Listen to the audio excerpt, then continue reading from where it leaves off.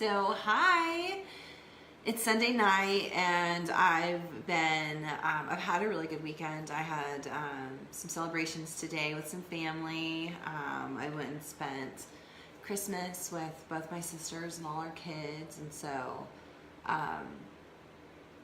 but when I got home, I was like, man, I really just want to jump on tonight and talk about the 58th Gene Key. You know, there's so much going on as we began to end 2018, and so much is going through our heads as we remember how this year played out for us and the choices that we made, right? The responses that we gave to people, maybe some reactions that maybe we aren't in relationships with some of these people anymore because of decisions that we made. So it's a lot, right? And that takes a lot of energy, and then of course we're also always going through astrological changes and just all that, right? Everything that's going on outside of our immediate life. So I want to talk a bit about the 58th Gene Key because it'll be really the last Gene Key of the year. And when I think about the 58th Gene Key, the first thing that comes to me is that the key that anytime we look for joy outside of ourselves, that's when we step back into the shadow of the 58th Gene Key. And the shadow is dissatisfaction, the gift is vitality, and the Siddhi is bliss of the 58th Gene Key. And so when we think about that, right, when we're looking for joy outside of ourselves, we're kind of moving right back into the shadows, because the joy, true joy, lives within us and ourselves and what we are, right? Who we are, what we are. And it's really cultivating that. It's taking that deep understanding of no outside force can truly change the joy that you hold within yourself when you're in alignment, right? And so it's one of those things that if you aren't familiar with a meditation process, if you don't have a meditative process or anything like that, I would say to consider that as you moved into 2019. And it doesn't have to be this long drawn out process. It can be a 5-minute break once or twice a day where you just do whatever brings you a meditative state, right? If it's listening to a guided meditation on YouTube or just tuning into music, it's whenever you can quiet your mind and go within to just recharge and reconnect. And meditation really is the key to the stillness that we're looking for.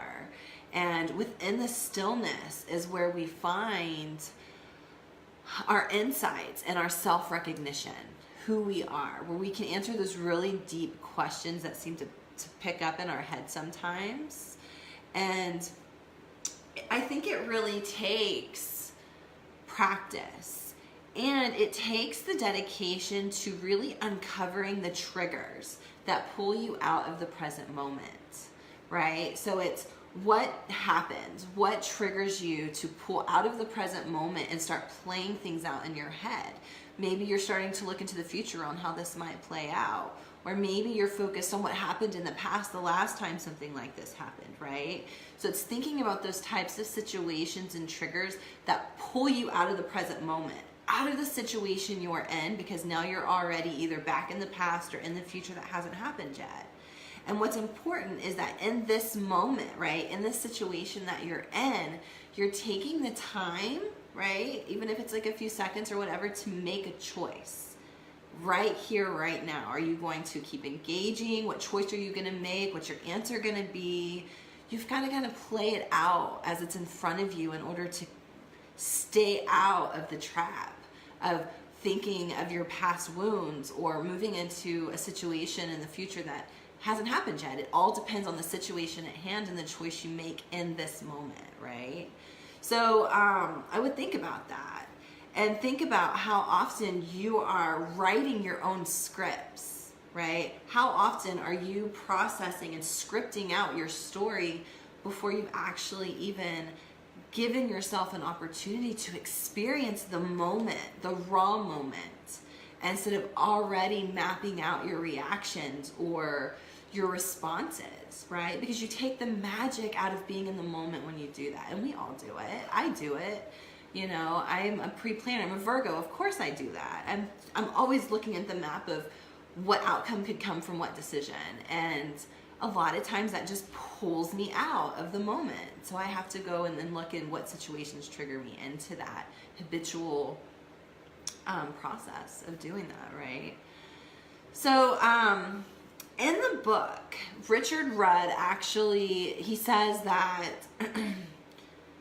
or mentions how the 58th gene key it's represented by the image of a lake, the stillness and the calmness of this peaceful symbolism, right? This calm, quiet lake, the purity of it.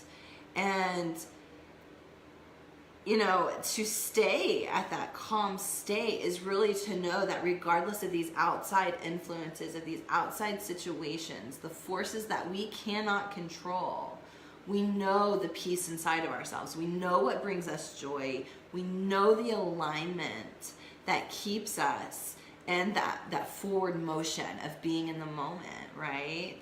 And so sometimes I ask myself these questions, especially when I was reading and kind of looking into this 58th gene key to understand it better. You know, some questions kept coming up. You know, how often are you looking for things, material things, or people in your life to bring you joy, right? We kind of talked about that a little bit earlier, but it's kind of sitting down and mapping this out into how often are you a shopper? Do you go and find things to bring you joy? Do you know, are you always in relationships? Are you looking for the next relationship, the next friend, the next whatever to help bring you that sense of joy? And I'm not saying there's a right or a wrong to this, right? It's just navigating through the shadows. It's navigating and kind of figuring out what we have picked up through the conditioning. And then how often are you finding something to fill the voids of the pressure you're putting on yourself, right?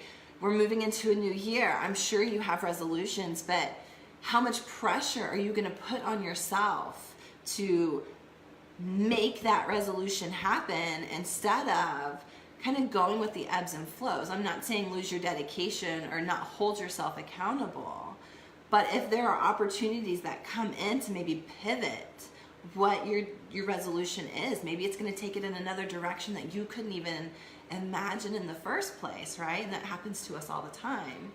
But it's making sure that you know within, right, that you don't have to stress yourself out or put this pressure on you to meet a particular resolution.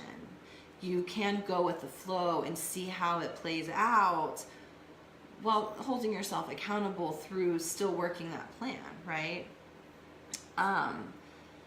The programming partner of the 58th gene key is the 52nd gene key, and the shadow of the 52nd gene key is stress. So you can imagine how these two gene keys really work together. I mean, it's because of stress, right, that you have this dissatisfaction, that you can't seem to keep cultivating your joy or you know, the happy, right, that resides in us. We're not cultivating it, and so we're looking for these outside sources to bring us joy, and we just keep feeling dissatisfaction through these different choices, right?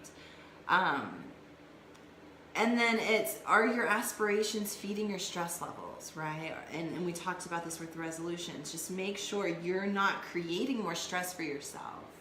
You're setting a goal for yourself, and it should be fun. It's gonna be hard work, but right, we work hard to play hard. So it's finding that balance and not stressing yourself out so much that you can't find the excitement to actually hit the finish line. And just, you know, kind of go within, use that process of maybe meditating a little bit to realign with the sense of you bring yourself joy and where to find that within yourself. And as you do this practice, you'll feel the shift out of the shadow, right, of dissatisfaction into the sweetness of vitality. You'll move to the awakening of your gift of vitality. And really, that within itself is the breakthrough internally to create this shift of self-awareness, right? This consciousness that you gain by putting the work into working through that shadow. And it's, you know, we don't just, when we have the gift of vitality, right? We don't just find the joy again, but we live it. We live the joy. We can embrace the joy, and we know that it's an unlimited source built within ourselves. And it has this magical way of helping us see what once might have been a roadblock in our journey is really just a stepping stool. It's another experience to add to our journey to power through and prepare us for what's coming next. And when you begin to experience this, your environments change. Maybe in the workplace, right? You have this new energy, and so you see it in a new light. So when you go to work every day, it's lighter. You find more joy. When crappy situations happen, they don't really affect you as much anymore because you don't need that job or that experience to fulfill a need, right? You fulfill your own needs. And an example that I can probably share with you, kind of moving through the 58th gene key, you know, from the shadow to the gift, would be even with my marriage, right? So earlier this year, I was very dissatisfied. I could not find the joy for myself anymore. And excuse me, I'm gonna take a drink of water. But I was just really I couldn't find my own joy, right? So my husband and I had separated in January, and I had to learn how to find my own joy again. And I didn't do it by myself. I did it through shamanic practices, right? Of journeying down deep and understanding myself at a whole different level, understanding the support systems that I have. And then I had to learn the different ways of, you know, I have children, so I had to find joy even through the frustrations of trying to be a mother by myself to these children, you know, my precious boys, and still take care of myself and find time for all the things that I, you know, had to force time for because I was trying to do it all. And I did, guys. I found that magic. I found that joy. And you kind of have to really stay tuned to, sometimes we fall in the traps of spiritual bypass, right? And that's where we do that fake positive shit. Like, let's just call it what it is. That fake positive where we have this spin of everything. There's a positive to everything, and sure, there's a positive outcome to everything, but the curveballs we're thrown are shit, right? And yes, there's a lesson to be learned from that, but you have to feel it. You have to work through it. You have to be a part of it. Work through the lesson, the experience, and then smash the shit out of it and move on, right? And so it's when we're able to do that we move into that vitality and that joy. And I got my life coaching certification in January this year, and I really put a lot of time on what made me happy, and what makes me happy is helping other people. And so through my coaching and through, you know, my studies and sharing the gene keys and the human design, and I was able to find joy within myself as I was awakening to these different areas. And my husband and I are back together, and we both had to find the joy within ourselves. We had to embrace the joy and cultivate it so that we could expand into our gifts of vitality and embrace the joy that we have within ourselves. And when we do that, when we shift those vibrations, we shift it for the collective. We shift it for our environments. We shift it for those around us. It's contagious, right?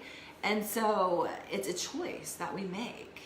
And sometimes we'll slip back down into the shadows. We're human. We came to be human. We're here to be human, right? So it only makes sense that we have these experiences.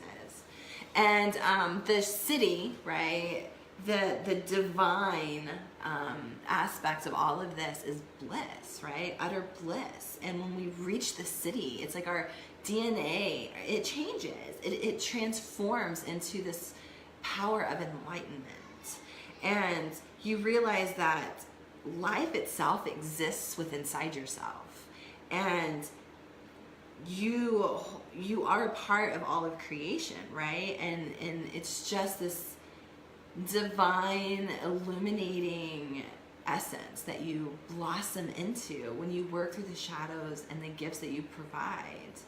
And it's just, when you reach that state, it's like sometimes in our minds we have this picture of what bliss would look like, right? Oh, this would be my bliss, right? But when you reach the Siddhi, all of that falls apart. Like, we don't know what bliss is. We can't even really fathom what that really will look like for us when we hit that, right? And it's just the release of all expectations, right? That we truly embody the vitality and bliss of this gene key, and we master it. So I hope that that resonates with you guys, especially as we move into 2019. Something else that I had planned for you was my niece, who's also in this group, bought me for Christmas the Steampunk Tarot deck. And I've actually been looking at this for a couple of years, and I never bought it for myself, but I just love the artwork.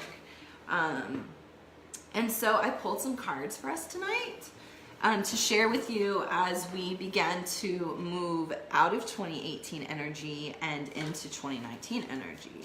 And I'm just shifting some stuff around here on my table. But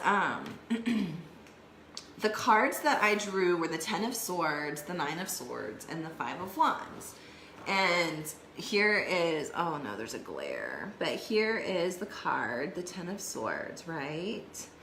And the 10 of Swords is really, it's really telling us about the past, right? So in the past, we were surrendering ourselves, right? We were surrendering ourselves to less than what we deserved. We were making compromises. We were not really putting ourselves first. And I think at some point we all can attest to that throughout the year, that we were really in a state of just not really putting ourselves first, right? So the 10 of Swords is more of an ending to that. Like, that was the past. We don't have to do that anymore. It's time to start something new. And with the 9 of Swords, there's not as much of a glare here. The 9 of Swords is telling us that we have this immense power to convince ourselves of anything, right? So we have to choose very carefully what it is we convince ourselves of. And we have to put like the worry and the regret of the choices that we've made to rest. They have to go away. There's no space for that here anymore, right? Because now we're making room for the opportunities that are going to come knocking on our door. So whatever it is that you've really been letting haunt you, right? The worry and the regrets, it's time to let it go.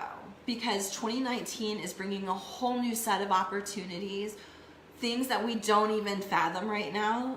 If anybody ever told me that I would be coaching clients using human design and gene keys, like I wouldn't have ever believed you. Like, I never saw that happening. I mean, if it weren't for you guys, right, I wouldn't have had this group. I created this 5-day human design and gene key challenge to bring an awareness of this system to people across the world.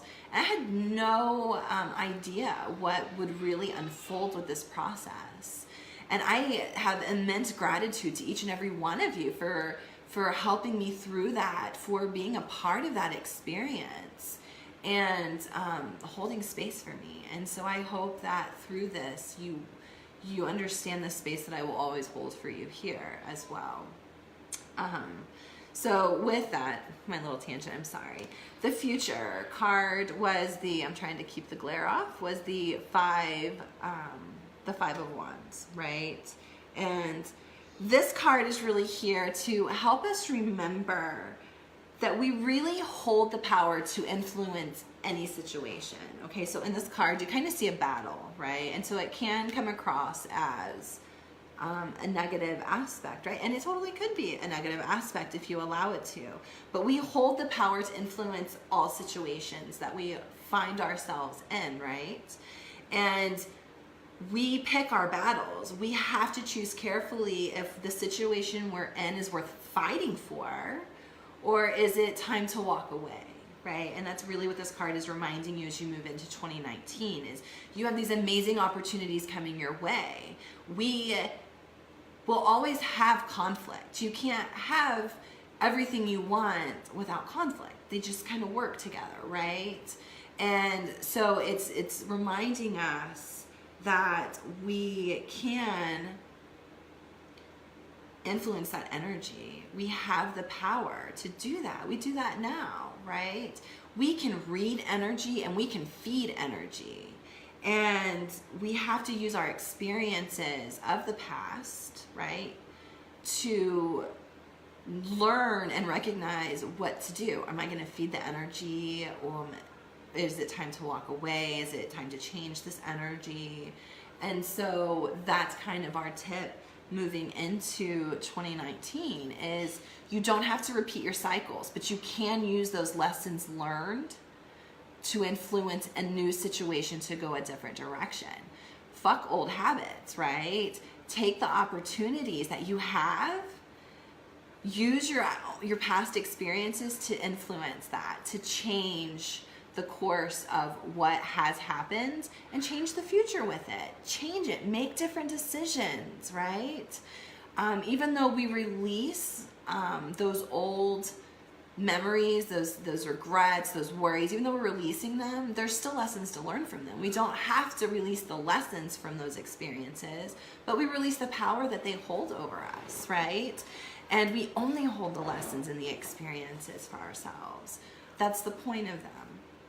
So yeah, so I'm so honored that you guys were here with me to uncover the 58th gene key and to experience this reading. I'm very excited about this deck, so I wanted to share it with you first. So yeah, I would love to hear your thoughts. Please share any comments you have, revelations, epiphanies, or questions. So if I don't talk to you again before the end of the year, which hopefully I can jump on here again tomorrow, have a fantastic new year. Be safe, but have tons of fun, whether you're with others or doing the solo scene. Make the best of it. Create some special memories, you know, no matter what. Make it your own and find your joy. So with that, Happy New Year. Love you guys.